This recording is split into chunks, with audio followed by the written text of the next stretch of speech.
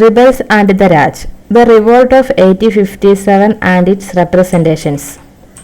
Late in the afternoon of 10 May 1857, the sepoys in the cantonment of Meerut broke out in mutiny. It began in the lines of the native infantry, spread very swiftly to the cavalry and to the city. The ordinary people of the town and surrounding village joined the sepoys. The sepoys captured the bell of arms where the arms and ammunition were kept and processed to attack white people and to ransack and burn their bungalows and property. Government buildings, the record office, jail, court, post office, treasury, etc. were destroyed and plundered. The telegraph line to Delhi was cut.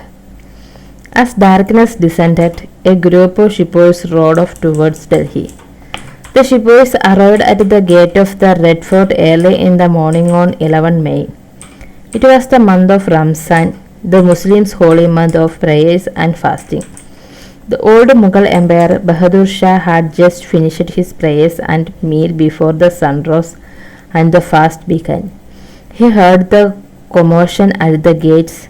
The sepoys who had gathered under his window told him, "We have come from Meerut after killing all Englishmen there, because they asked us to bite bullets that were coated with the fat of cows and pigs with our teeth. This has corrupted the faith of Hindus and Moslems alike." Another group of sepoys also entered Delhi, and the ordinary people of the city joined them. Europeans were killed in large numbers. The rich of Delhi were attacked and looted. It was clear that Delhi had gone out of British control. Some sepoys rode into the Red Fort without observing the elaborate court etiquette excepted two of them. They demanded that the emperor give them his blessing. Surrounded by the sepoys, Bahadur Shah had no other option but to comply. The revolt thus acquired a kind of legitimacy because it could now be carried on in the name of the Mughal emperor. Pattern of the rebellion. If one were to place the dates of the mutinies in chronological order, it would appear that as a news of mutiny in one town travelled to the next, the sepoy there took up arms. The sequence of events in every cantonment followed a similar pattern. How the mutinies began. The sepoy began their action with a signal. In many places it was the firing of the evening gun or the sounding of the bugle. The first seized the bell of arms and plundered the treasury.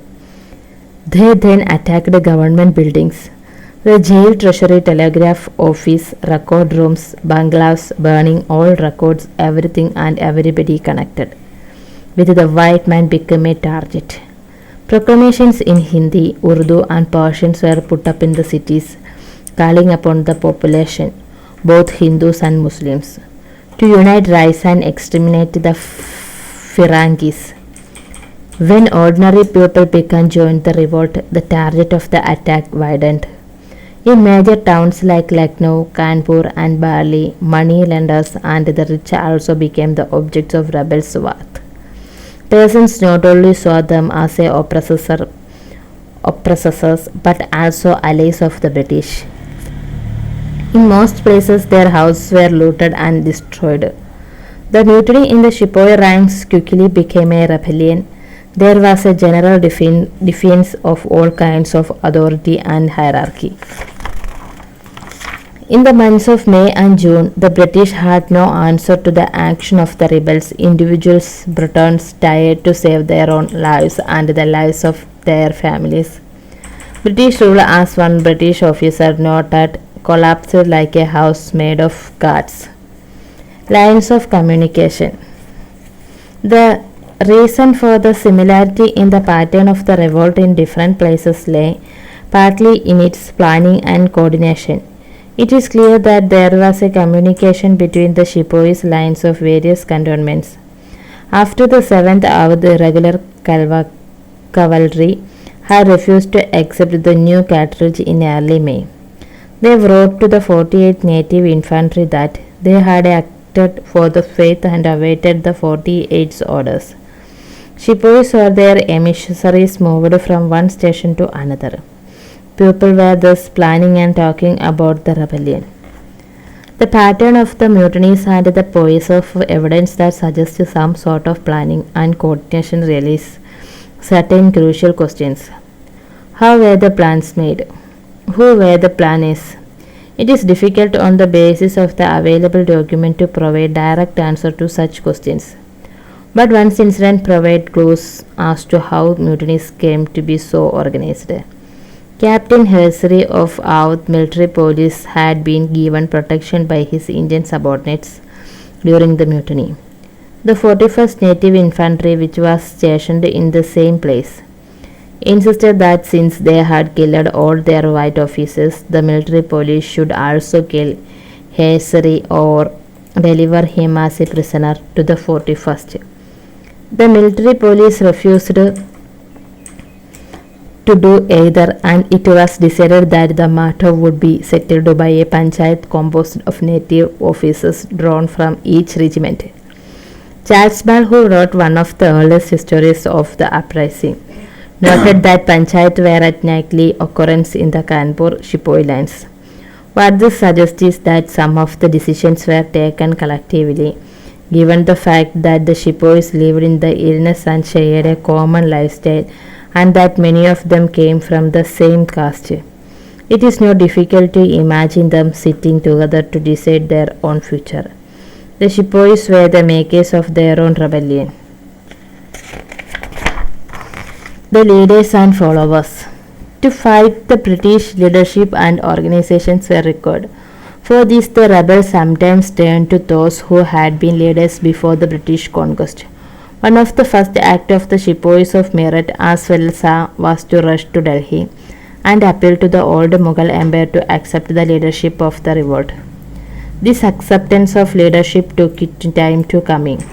Bahadur Shah's first reaction was one of horror and rejections. It was only when some Sepoys had moved into the Mughal court within the Red Fort, in defiance of normal court etiquette, that the old empire, realizing he had very few options, agreed to be the nominal leaders of the rebellion. Elsewhere, similar scenes were enacted through on a minor scale. In Kanpur, the Sepoys and the people of the town gave Nana Sahib, the successor to Peshwa Bajirao II, no choice save to join the revolt as their leader. In Jhansi, Rani was forced by the popular pressure around her assume the leadership of the uprising. So was Kunwar Singh, a local zamindar in Ara in Bihar, in Oudh, where the displacement of the popular Nawab Wajid Ali Shah and the annexation of the states were still very fresh in the memory of the people. The populace in Lucknow celebrated the fail of the British rule by hailing Birji Squad, the young son of the Nawab, as their leader. Not everywhere were the leaders people of the court, Ranis, Rajas, Nawabs and Talukdars. Often the message of rebellion was carried by ordinary men and women and in place by religious men too. From Meerut there were reports that a fakir had appeared riding on an elephant and that the Sepoy were visiting him frequently.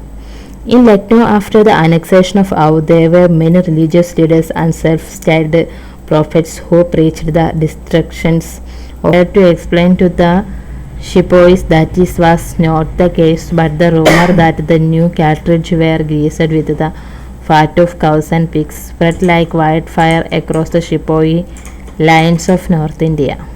This one rumor, whose origin can be traced, Captain Wright, commandant of Rifle Instruction Depot, reported that in the third week of January 1857, a low-caste Kalasi who worked in the magazine in Dhum had asked a Brahmin Sepoy for a drink of water from his lota.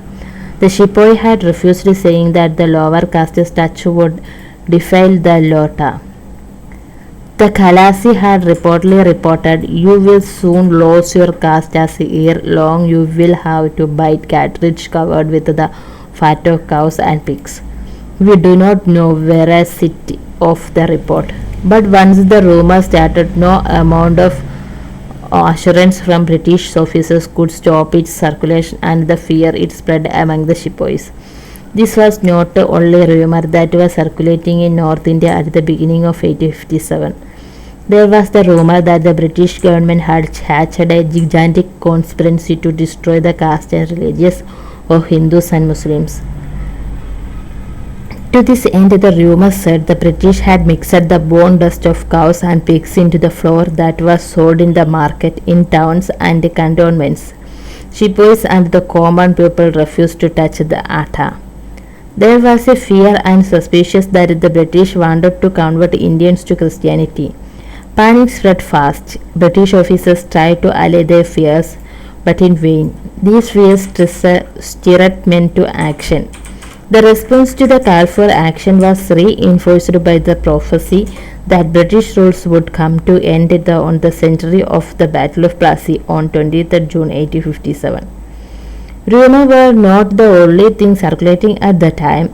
Reports came from various parts of North India that chapatis were being distributed from village to village. A person would come at night and give a chapati to the watchman of the village and ask him to make 5 more and distribute to the next village, and so on.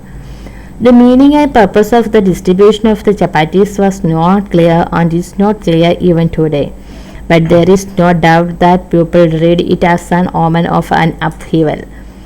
Why did people believe in rumor? We cannot understand the power of rumors and prophecies in history by checking whether they are factually correct or not.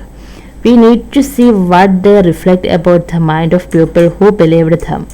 Their fears and apprehensions, their faith and convictions. Rumors circulate only when they resonate with the deeper fears and suspicions of people.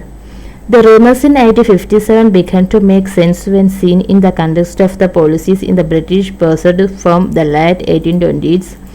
As you know, from that time, under the leadership of Governor General Lord William Bentinck, the British adopted policies aimed at reforming Indian society by introducing Western education. Western ideas and Western institutions with the cooperation of sections of Indian society, they set up English medium schools, college and universities which taught Western society, sciences and the liberal arts. The British established laws to abolish customs like sati and to permit the remarriage of Hindus. On a variety of pleas like misgovernment and the refusal to recognize adoption, the British annexed not only Oudh, but many other kingdoms and principalities like Jhansi and Satras. Once these territories were annexed, the British introduced their own system of administration, their own laws and their own methods of land settlements and land revenue collection. The cumulative impact of all this on the people of North India was profound. It seemed to the people that all that they cherished and held sacred, from kings and socio-religious customs to pattern of landholding and revenue payment, was being destroyed and replaced by a system that was more impersonal, alien and oppressive. This perception was aggravated by the activities of Christian missionaries. In such situations of uncertainty, rumor spread with remarkable swiftness. To explore the basis of the revolt of 1857 in some detail, let us look at Oudh, one of the major centers where the drama of 1857 unfolded. Oudh in revolt, a cherry that will drop into our mouth one day. In 1851, Governor General Lord Dalhousie described the kingdom of Oudh as a cherry that will drop into our mouth one day.